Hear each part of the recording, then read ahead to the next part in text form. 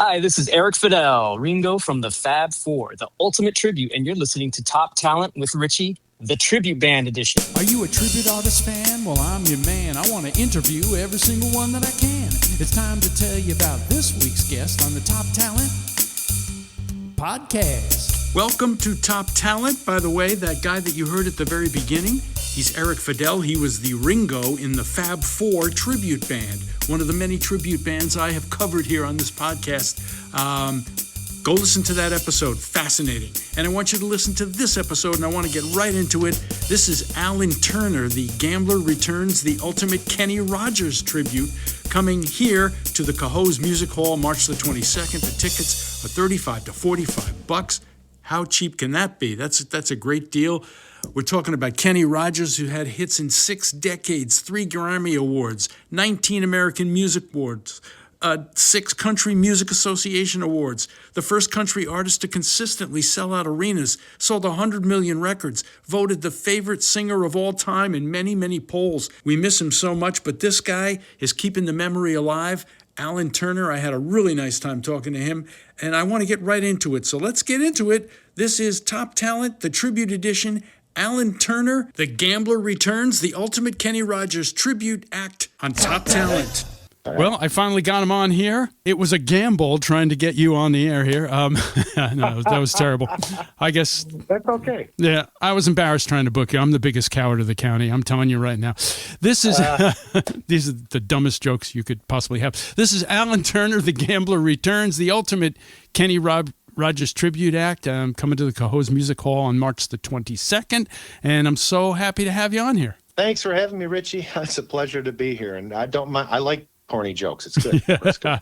Corny is my life. Corny is my life. So, I don't know. I guess I'm the master of random questions. I have so much to talk to you about. I'm trying to, narrow it down. As I look at my notes, I'm like all over the place with this, because I'm personally such a big Kenny Rogers fan. I mean, he just was such an amazing performer, wasn't he? Kenny was amazing. Yeah, absolutely. But I want to talk about you. And, the typical question is, how'd you get started? And I didn't want to do that, but how'd you get started? I do want to know how you got started. Yeah, well, that's a good question. So, I never woke up one morning and said, I'm just going to be a tribute artist. Right. That was never part of my game plan. I was had my own music, doing my own thing for the last 20 years. But I kind of back up a little bit just to kind of give you how I got there. When I was turning 10 years old, my father, who was a singer, songwriter, truck driver, he was diagnosed with pancreatic cancer. Wow. And was terminally ill. He passed away just before my 10th birthday. Oh, wow. And the very last gift I got from my father was a vinyl record called The Gambler by Kenny Rogers. Yeah. Kenny became my hero growing up. It was the last gift I ever got from my father, but it was a great album. And that became my influence in me, really at 10 years old and on. I went on to do, when I was in my teens, did, big hair bands stuff in the 80s, that type of thing. Yeah. But I got married at 18. We've been married 40 years, but I gave up music to raise my family, have a good job, raise my family. I raised 5 kids. And when my youngest was getting ready to graduate, within a couple of years of graduation, I decided, because I was a singer-songwriter, my mom taught me to play piano when I was just a little kid, and I just had it in me, that itch to do things. So I started writing music and put together a country band and started doing that thing. And in 2010, I had the privilege to open up for Kenny Rogers in Las Vegas. No kidding. Yeah, this is the story. You can't write this. You can't. This is a God thing. I really believe it. And of course, that was so cool. Got to open up for Kenny Rogers. His style of music and my style were different. I was more country rocking music, but he was so kind to me. Backstage, patted me on the back, said, you did a great job. Thanks for warming up the crowd. He was just so kind. And I told him the story about my father, and he was just so taken back. And we kind of became friends the last 10 years of his life. Not so much that I could pick up the phone and call him today, type of thing. But I had interactions with him through the course of the 10 years that I knew him. And when I signed a little deal in Nashville in 2014, It was Kenny's attorney, Bruce Phillips in Nashville, who overlooked my contract to make sure I wasn't being taken advantage of. That's the kind of guy Kenny Rogers was. And I know you've met him, so Yes. you know the kind of personality, the kind of human being he was. He was so kind. And you know, when you look up to somebody as a kid growing up, you look up to a celebrity, you know, so often you hear the stories all the time of people, they meet their hero for the first time and they're let down. Exactly. Oh, exactly. That wasn't Kenny Rogers. Kenny was such a kind, Yep. gentle soul. He was such a nice man. Yes, And he was. so kind to me. And and I had several interactions with him over the course of the years. And we were actually at the end there getting signed into the same promotions company he was using, or that he used, him and Dolly used, called with Kurt Webster Pro. And then that kind of all blew up at the last, right at the end there. But so it didn't end up happening. But it was, it was never my goal to be a tribute artist. I could have, 5 years ago, I would have told you. I had no plans to be a tribute artist. But when Kenny passed, my wife woke me up that morning. I was so heartbroken. I told the band, I said, you know, let's put together a tribute show. Because I'm playing all over the country, you know, and I could see, you know, tribute acts are gaining in popularity. And I said, let's put together a tribute show to honor Kenny, because he was so kind to me. I told the band I'll stop dyeing my hair, which I did, and I'm saving, you know, $65 a month, not having to buy Just for Men anymore. So I got that going for me. But did he say in the very beginning, you know, was it kind of like a Carol Burnett thing where, you know, Carol Burnett found, what's her name? Vicky Lawrence was the same thing. Did he look at you and go, wow, you know something? You look like me. Or do you No, because I don't think I never thought I did. You know, that's the fun. My hair was always shorter. Right. I wore a cowboy hat. I had a goatee, and I dyed my hair, so it was dark. So I never really ever thought that I had that. So I said, well, I'll stop dyeing my hair. I'll grow my hair out.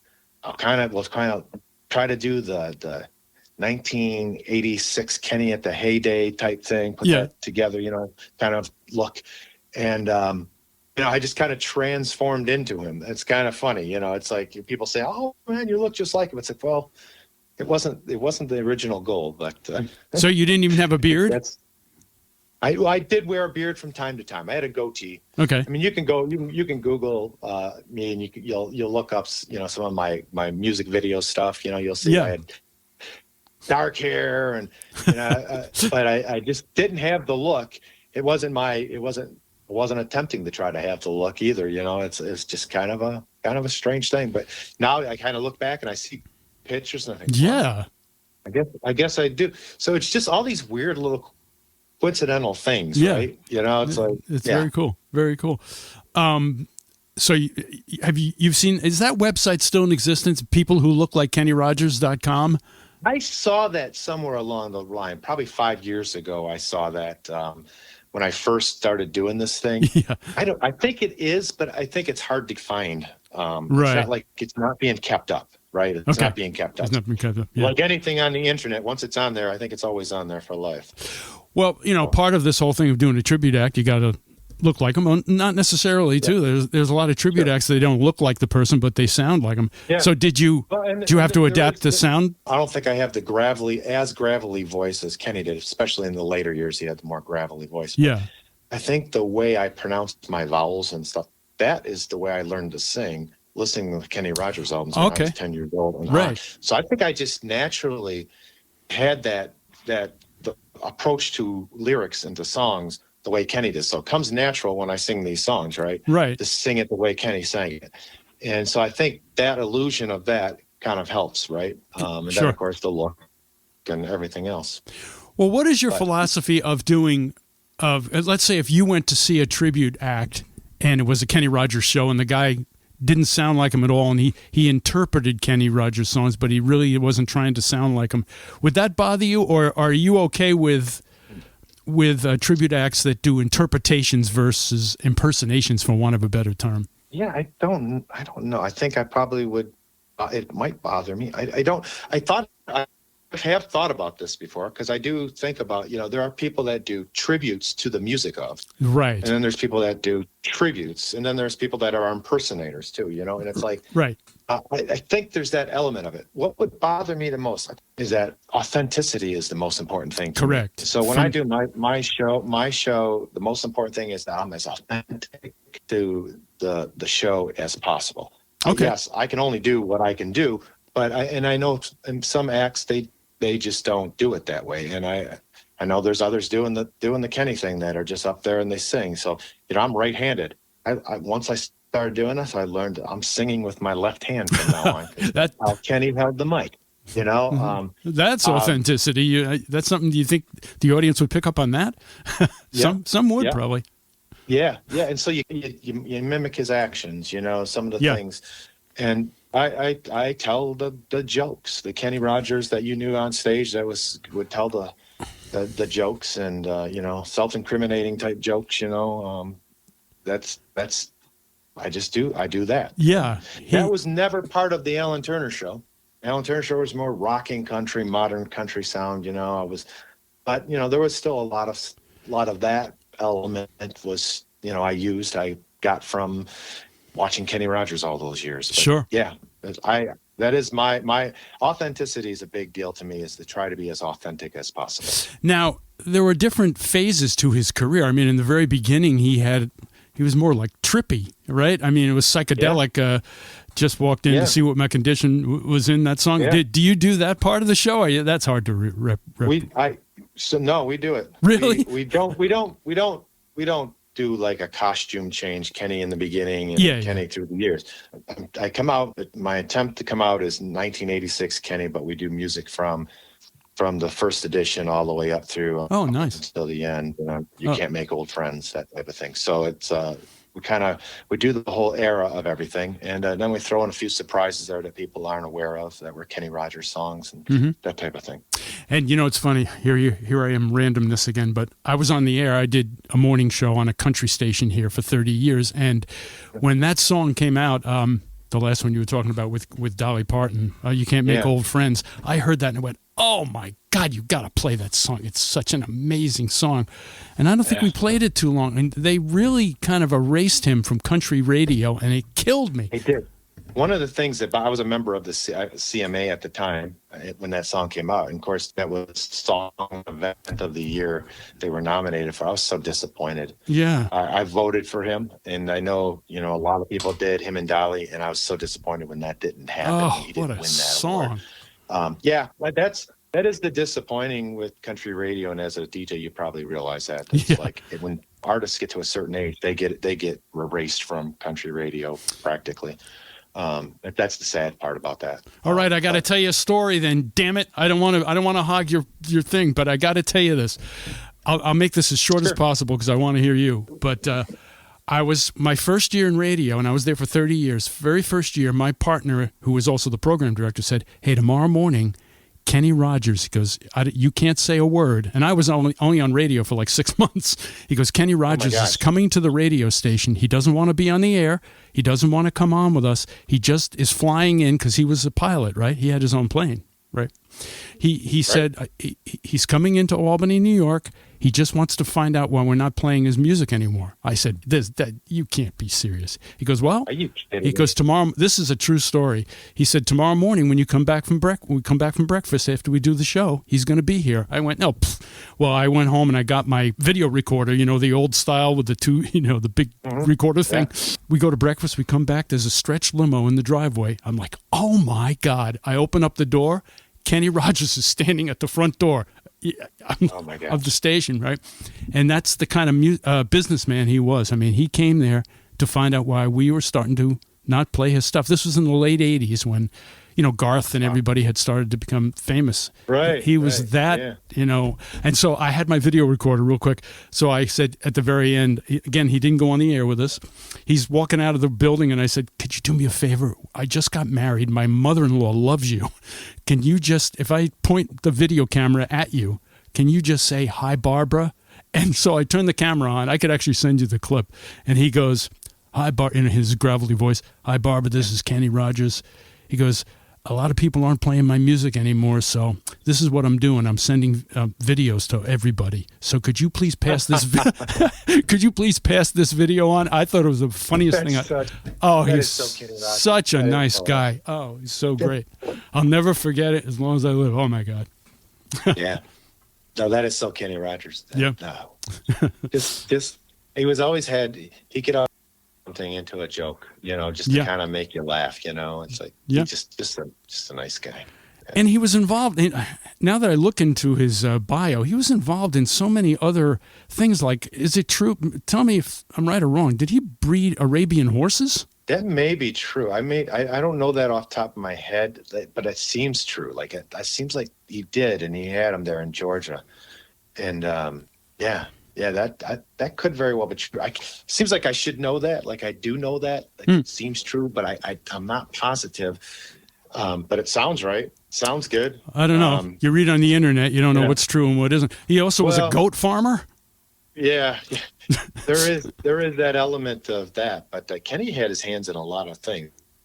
Yeah. As you know, he played tennis. He yes. was a photographer. He did a lot of things, and just an amazing guy. Kenny Rogers.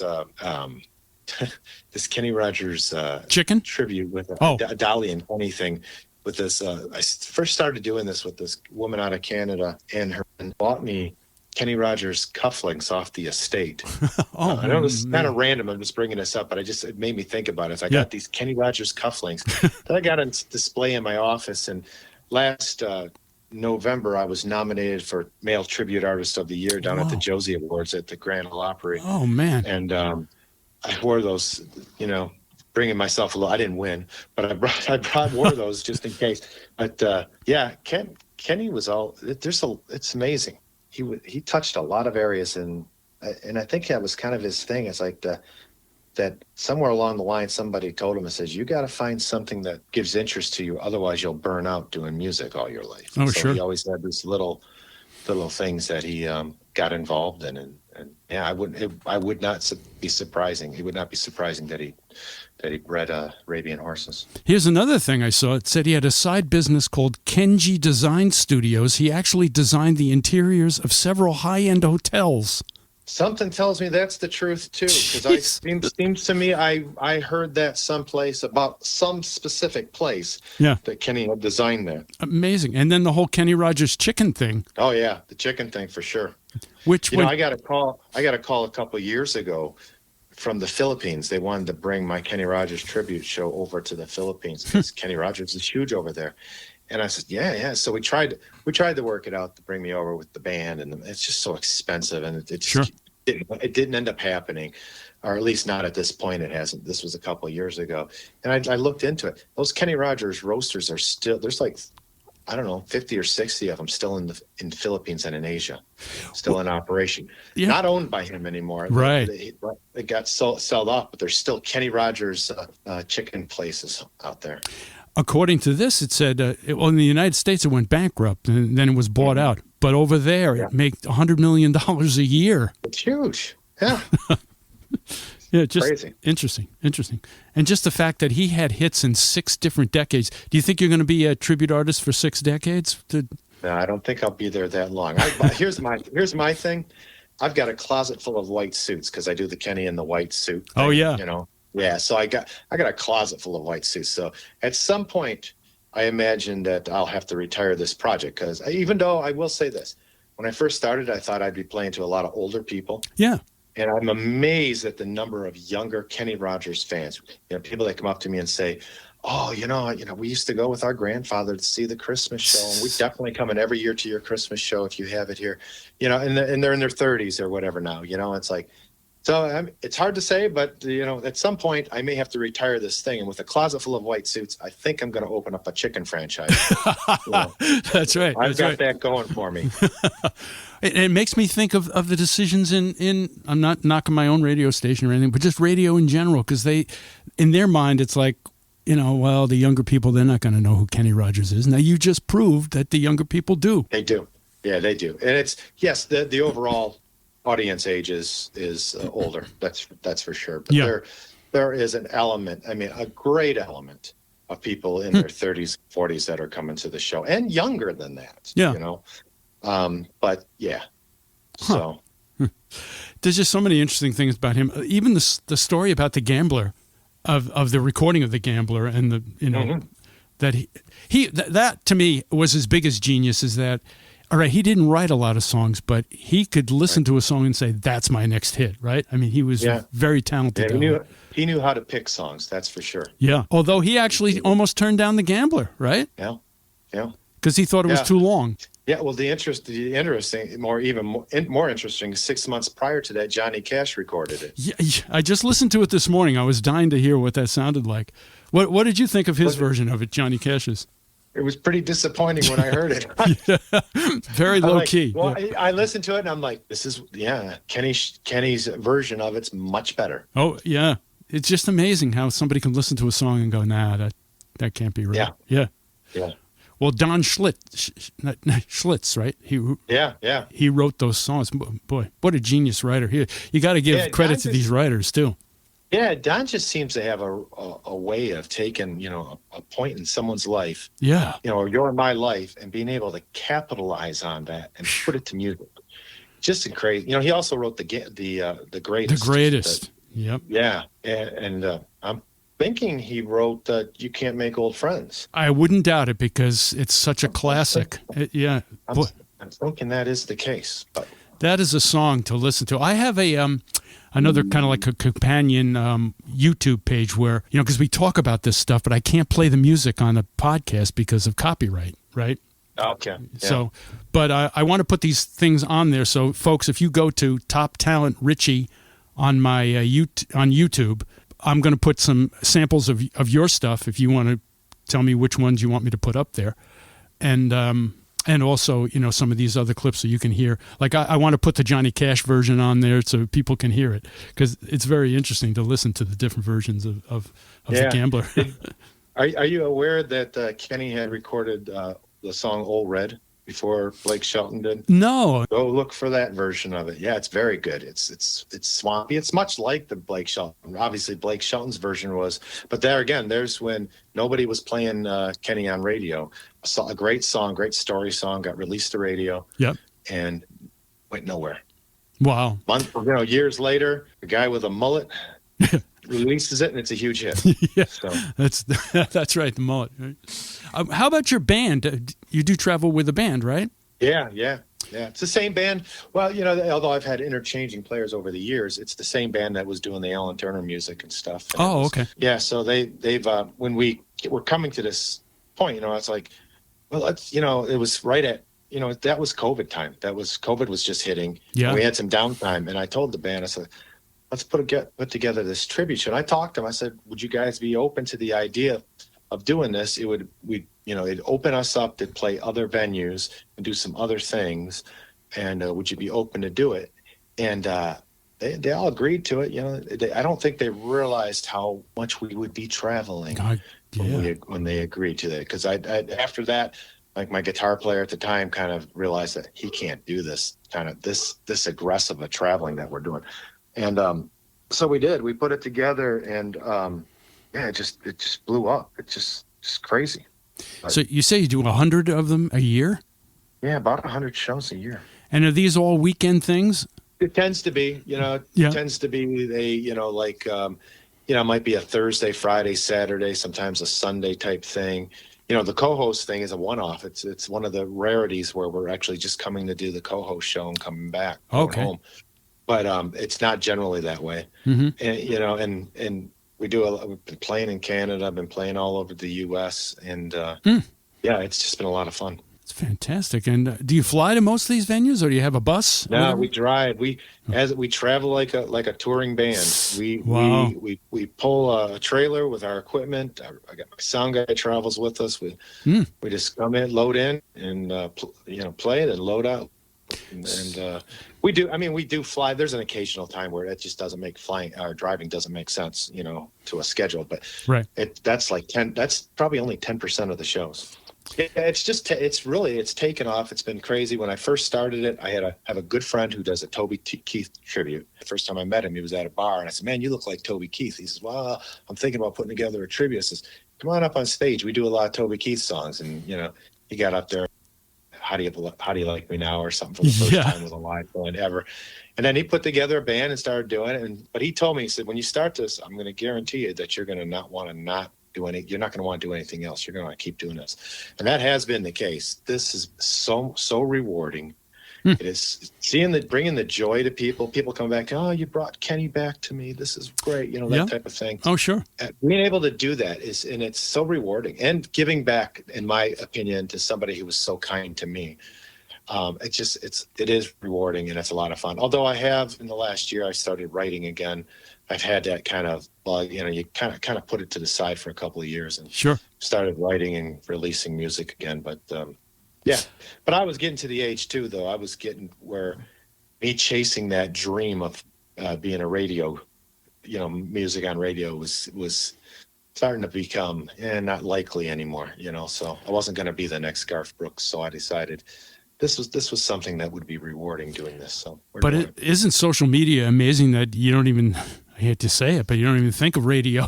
As long as you're big on YouTube, it doesn't matter, right? Yeah. I mean, it's opened up such an avenue for people. It has, but it's also made the competition greater too. Oh, sure. Got to get on those playlists. You got to get, right. And the monetary reward is not big at 2 cents a play. Yeah. Oh yeah. Yeah. The days of getting a record deal and all that are gone. Where you can actually make some money and then go out to put you out on tour and that type of thing. It just right, because when Kenny Rogers was big, I mean, that's when money was made. I mean, now I don't know how. Yeah, it'd be interesting if he had started now. If he would be as big, Yeah, it's a different world, right? It's a totally different world. It really is. I didn't realize too that Don Henley was his roommate. Yeah, that connection to the Eagles is interesting, isn't it? Yeah, he really started them, right? Well, gave them their first big break. Something like there was another band name or something, and that eventually went on to become the Eagles that Kenny produced. But yeah, it's amazing. Yep, and I love the fact that he really wasn't a gambler. He didn't like it. Yeah, I saw the quote. He said, "You can't win enough money to excite me, but I can lose enough to depress me." Yeah, right. Yeah, he was funny like that, but and not a drinker, not a no. It was, matter of fact, when I had, I occasionally have a beer once in a while. That was kind of my thing. And that day I opened up for him, I had a beer in my hand. I was backstage with my wife, and there's Kenny Rogers. The first time I'm ever going to meet him in my life. I started walking up to him, and security guy stopped me and said, "He's more than happy to talk to you. Just put that beer down. Don't carry that over there." So, wow. Okay. Oh, interesting. Yeah. Real interesting. But good man. Yeah, he was an example of a person, being on radio a lot. We met so many people. It's amazing. But I guess my theory is he's so famous that he didn't have to prove himself anymore. So he's not cocky. He's just a regular guy. Like the ones that we met that are most famous, they were like that. Like we met Garth Brooks. We met these people when they come through Albany. And Phil Vassar was just a fantastic guy. People who have really made it in the business, that they don't have to be cocky. Yeah. Did you know Phil? I love Phil Vassar. Nice guy. I've got yeah, and I've met him, and I've done a show with him a long time ago. Oh, yeah. A couple shows, actually. Yeah, he's just a fantastic guy.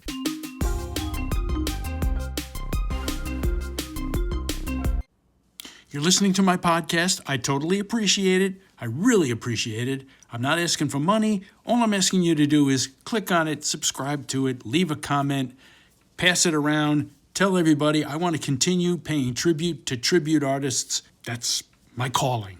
And now back to the show. So Kenny was a guy that worked all the time. Yeah. Even before he did finally, call it quits. And the movies too. He was working all the time. Yeah. I think he was afraid that you'd forget him or something. I don't know. And he was just out all the time. I wonder if he really liked acting. I think back to like the Beatles, where they were kind of forced to do those movies. I don't think they liked it after a while. I wonder if he liked it. Maybe he did. I I don't know. I think he did. I think he would have liked to have been. I always kind of wonder, the interesting question I'll ask. We do the song Love Will Turn You Around, and I ask people, how many of you have seen the movie Six Pack? And nobody knows who it is. Nobody knows the movie. And I'm thinking, you're the reason why Kenny Rogers isn't up in the lights with Burt Reynolds and Robert Redford name, because you didn't go see the movie. Right. But what a great movie. And the Gambler movies and all that stuff that he did do. And I enjoy him. I watch him. I think, I thought he was a good actor. I don't know. What do I know? You might even wonder, like a young person will say, I know Kenny Rogers. I saw that movie. And then you may say, did you know that he was a singer before that? Yeah, right. Yeah. Right. Yeah. I had a list of other questions. What's a song you love to perform the most? You could do it every single night of Kenny's. It kind of evolves from time to time. It's sometimes, I've been doing, I did The Gambler when I was doing Alan Turner thing. Before I even considered doing this, I would always do The Gambler. Okay. It was just kind of one of those things, and everybody sings along with you. It's such a great song, and I enjoy doing it. But that's the easy choice, right? Right. There's a song we do called Making Music for Money that I love doing. Oh, It's yeah. a first edition song. It was on the Gambler album. Kenny re-released it on the Gambler album, but we do that, and I enjoy doing that song. Gets back. It's a little more rocking. Are you talking about I'm going to make my music for money? I'm going to make my music for me? I'm sorry, I kind of mumbled up a little bit when you said what you said. I make my music. I'm not going to make my music for money. I'm going to make my music for me. Is that the song you're talking about? Yeah. Did Jimmy Buffett write that? Is that Jimmy Buffett? Why do I think it's Jimmy Buffett? Jimmy Buffett did do it too. He covered it. Oh, okay, he covered it. Maybe. But the original was first edition. And I'm pretty sure it was written by one of the guys from the first edition. Huh? I didn't realize it. Interesting. How about a song? And then Kenny did. Go ahead. Go ahead. Oh, I was going to say, then Kenny did put it on the Gambler album and used to play it live.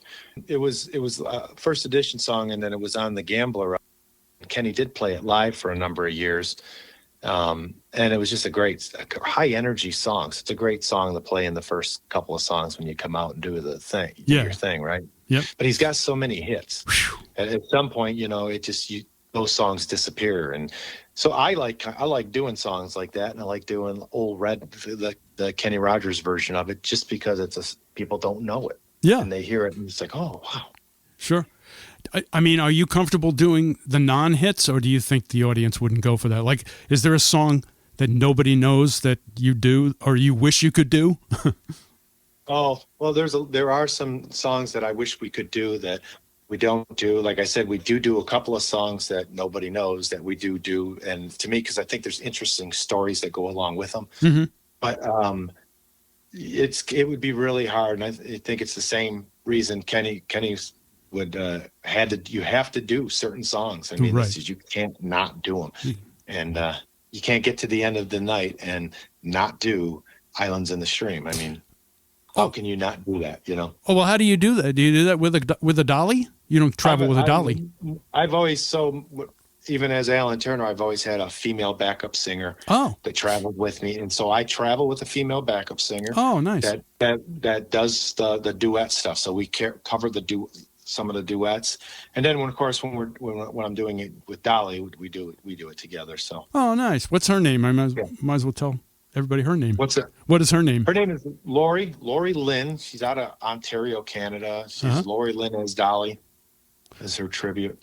Wow, she's in Canada, and I don't even know where I'm talking to you from. Where are you calling? I'm in Michigan. Oh, okay. In Michigan. Yeah. Wow, so she lives in Canada but travels with you.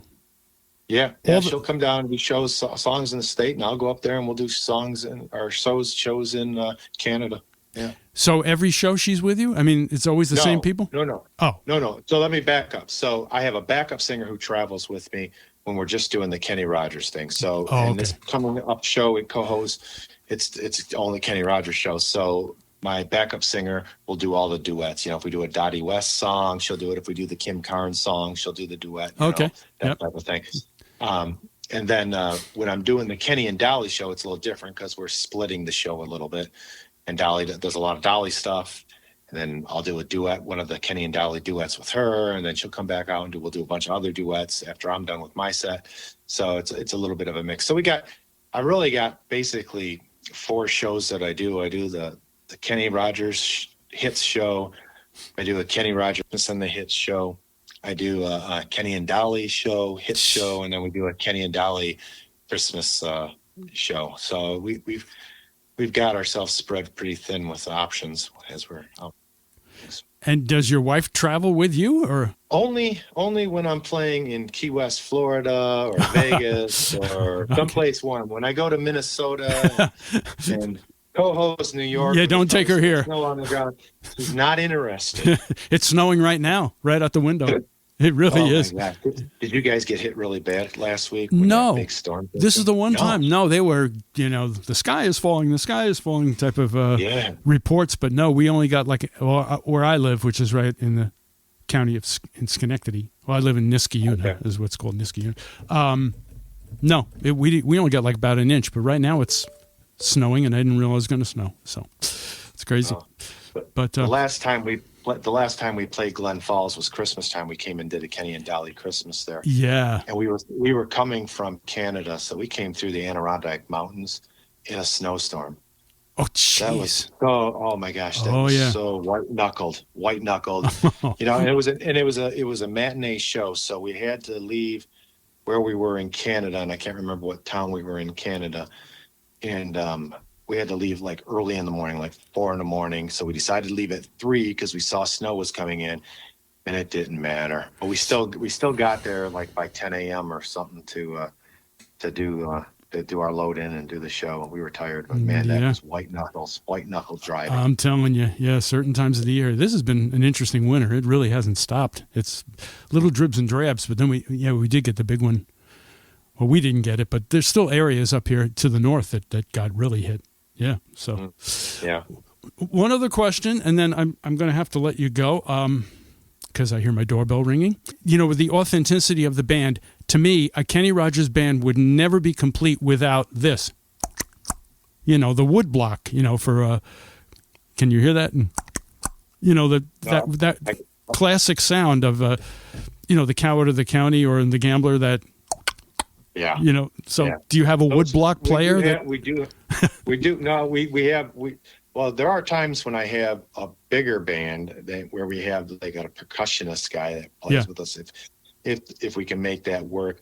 This particular show, I actually have a fill-in drummer that has played with me in the past, but he's not my normal guy that does because my normal drummer has a rolling thing where he'll hit a button, so he's got all those little funk noises and stuff. Yeah. But I got I use 2 keyboard players, just like Kenny had 2 keyboard players.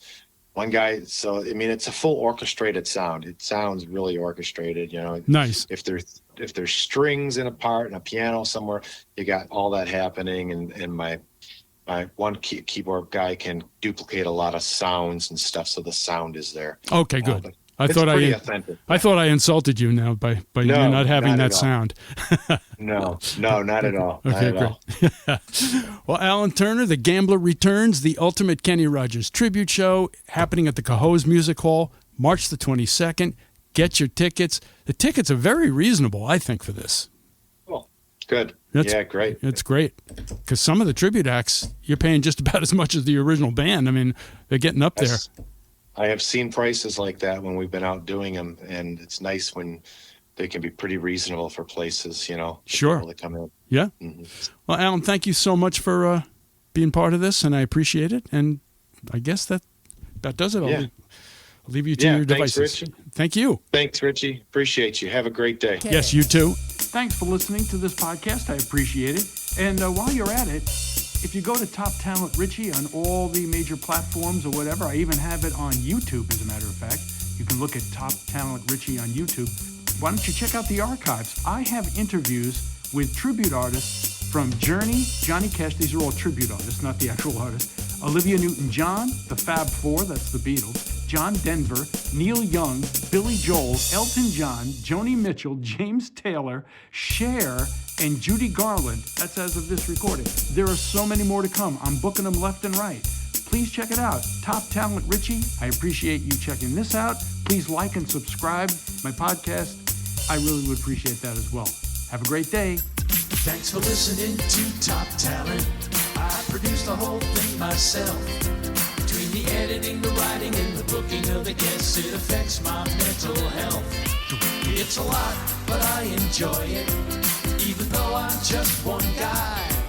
But from everything I hear, just give it a year and it will all be replaced. You guessed it. By AI.